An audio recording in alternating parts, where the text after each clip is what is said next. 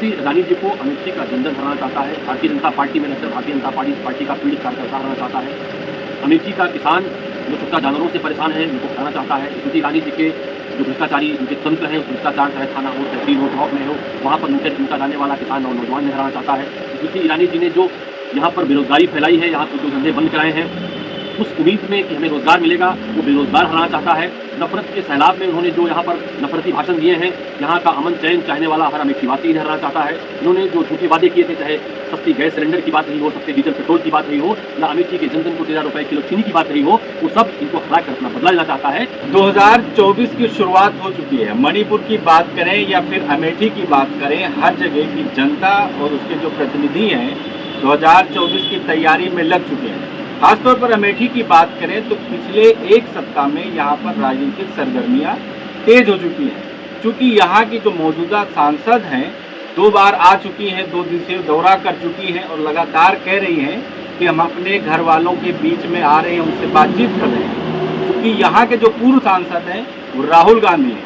आरोप ये है कि वो अपने घर को भूल चुके हैं, मणिपुर का दौरा कर रहे हैं और वहाँ जाकर वो लाशों पर राजनीति कर रहे हैं। इन सभी मुद्दों पर बातचीत करेंगे। हमारे साथ मौजूद हैं दीपक सिंह, पूर्व एमएलसी, कांग्रेस के वरिष्ठ नेता और लोकप्रिय नेता। लगातार आवाज़ उठाते रहते हैं कि जिस तरीके से अमेठी का मुद्दा हो या फिर देश का मुद्दा हो, हमेशा मुखर होकर बातचीत करते हैं। लेकिन अमेठी की राजनीति में क्या होने वाला है? 2024 में गांधी परिवार से यहाँ पर कौन चुनाव लड़ेगा?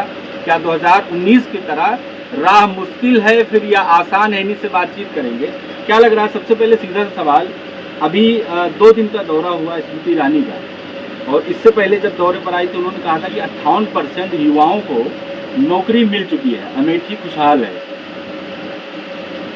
सबसे पहले तो मुझे लगता है कि स्मृति ईरानी जी को सच बोलना है और सच ना बोलने की सजा उन्हें निष्ठुर सुनी है। अमेठी के बाहर जाकर स्मृति ईरानी जी झूठ फैला सकते हैं, लेकिन अमेठी के लोग हकीकत जानते हैं।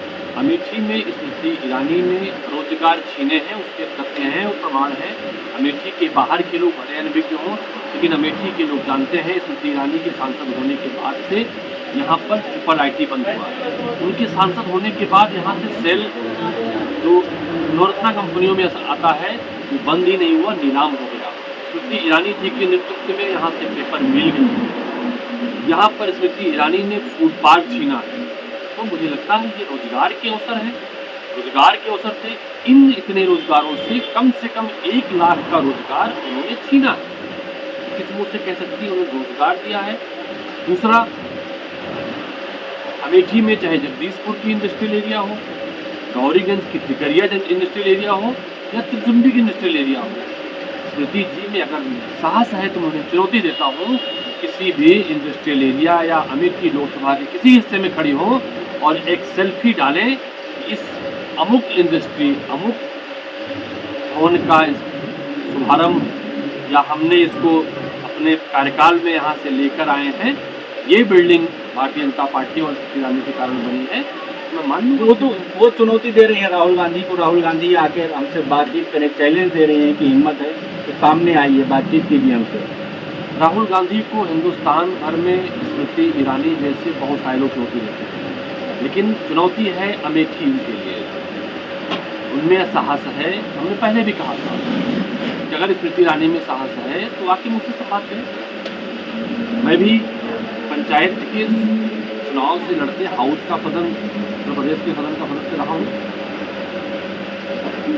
स्मृति ईरानी जी को तर्कों के आधार पर अगर साहस है, वीडियो जारी कर दे मान लेंगे। जब राहुल गांधी सांसद थे यहाँ पर कम से कम 8 एमपी को पैसा खर्चा होते थे, आज अपने पैसे को लाख खर्च करते हैं, करोड़ बताते हैं। राहुल गांधी जब आते थे, मैं आपको उन तमाम भवनों की बात बताता हूँ। इंडस्ट्रियल एरिया का नाम पहले बताया, वहाँ पर उन्होंने भेल 2 खोला, रेल नील लगवाई, उड़ान यूनिवर्सिटी बनवाई, ट्रिपल आईटी लेकर आए, शेल का जीर्णोद्धार किया, गन फैक्ट्री खोली, एसीसी सीमेंट लगाया, कई सारी नवरत्ना कंपनियां डाली, 6 नेशनल हाईवे, 12 स्टेट हाईवे बनाए, एक वर्ष में 100 के आसपास सड़कें लेकर आते थे, कई सारी जगह पर बाईपास का निर्माण कराया। स्मृति ईरानी की इस नाम बता दें। राहुल गांधी ने शिक्षण संस्थानों के माध्यम से एशिया का पहला शिक्षण संस्थान पेट्रोलियम इंस्टीट्यूट खोला, FDDI खोला, सैनिक स्कूल खोला। स्मृति ईरानी का नाम बता दें। वो तो आरोप लगाती हैं कि कांग्रेस की युवराज ने अमेठी को बर्बाद कर दिया। आपने झूठ की बात की तो उन्होंने कहा कि अमेठी वालों से झूठ बोला, देशवासियों से झूठ बोला। अब अमेरिका का जाके वहाँ पर झूठ बोले हैं। अमेरिका में किसने क्या बोला था पूरा देश जानता है। भारतीय जनता पार्टी की सरकार बनने से कुछ लोगों ने गर्व की अनुभूति की थी, लेकिन हमारे प्रधानमंत्री जी ने जाकर विदेश की धरती पर भारत में पैदा होने को शर्म की बात बता के आए, तब शायद वो शर्मिंदा नहीं हुई। प्रधानमंत्री जी ने कहा सांप सपेरों का देश था, तब उनको शर्मिंदगी नहीं हुई। प्रधानमंत्री जी जब विदेश की धरती पर जाते थे तब यहाँ के लोगों के बारे में अफसर बोल के आते थे, उस देश के बारे में जहाँ पर हमारे देश में तमाम महापुरुषों ने जन्म लिया और दुनिया भर में उनकी पूजाएं हुई, मुझे लगता तब उनको शर्म नहीं आती थी। स्मृति ईरानी जी को तब शर्म नहीं आई जब उन्होंने 13 रुपए किलो चीनी के नाम पर अमेठी में वोट ले लिया।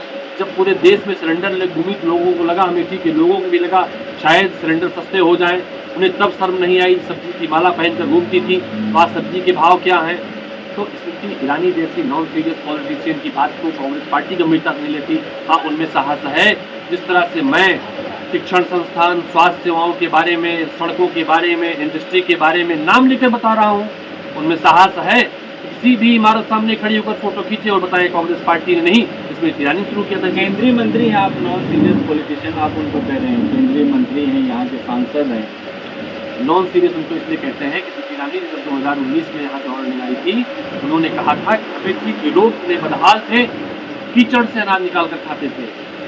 यहाँ पर तमाम अमेठी के लोगों के बीच में घूमिए, उस गांव का नाम बताएं किस गांव के लोगों ने कीचड़ से निकाल कर अनाज खाया है। वो अमेठी का अपमान करती थी। अमेठी कहती थी अमेठी में कुछ नहीं हुआ है।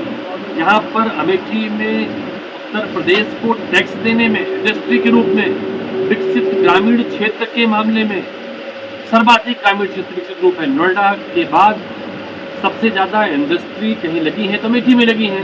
उसे गैर डेवलप क्षेत्र बता गई थी। आज क्या किया? 4 साल से एमपी है, 9 साल से मंत्री हैं। एक काम बताएं अपने मिनिस्ट्री का। यही नहीं, वो जिस डिपार्टमेंट की मिनिस्टर हैं उसके भी आंकड़े डराने वाले आए थे। अमेठी में कुपोषण की संख्या, कुपोषण बच्चों की संख्या बढ़ी थी। तो किस बात की सीरियसनेस? जो व्यक्ति सांसद निधि को लेकर सीरियस ना हो, लाख करोड़ों लिखती हो, जो अपने विभाग से एक काम ना कर सकी हो, जो आदमी अमेठी में सिर्फ राहुल गांधी, राजीव गांधी के किए गए विकास कार्यों का पर्यटन करने आता हो, भ्रमण नहीं, पर्यटन करने आता हो, उस पर्यटन की सीमा में एयरपोर्ट से 2 घंटा अमेठी पहुंचने में, 2 घंटा जाने में और 1.5 घंटे केवल अमेठी बिताता हो, उस आदमी को हम सीधे कैसे मान सकते हैं? लेकिन जिस तरह से देखा जा रहा है कि अब पिछले 1 महीने की बात करें तो उनके कई दौरा यहाँ पर अमेठी में हो चुके हैं। धूप हो, कड़कती धूप हो, उसमें भी लोगों से मिल रही हैं। अभी 2 दिन पहले बारिश हो रही तो उसमें भी लोगों से संवाद कर रही है, जन समस्याएं घूम रही है। तो ऐसे नेता की जरूरत है ना। लोग कहते हैं कि देखो कम से कम अपने लोगों के बीच में तो आ रहा है। वहीं पूर्व सांसद की मिसिंग की फोटो लगाई जा रही है इसी अमेठी में। देखिए, पूर्व सांसद जो भारतीय जनता पार्टी ने पूरे देश में नफरत की नदी बहाई थी, उस पर मोहब्बत का पुल बांध रहे हैं। बच्चा बच्चा देश का नाम है। देश के बाहर उनके स्वागत में लाखों लाख लोग लौट के आते हैं, सुनने आते हैं। लौट के आते हैं तो राहुल गांधी की तारीफ के पुल विदेश की मीडिया बांधती है।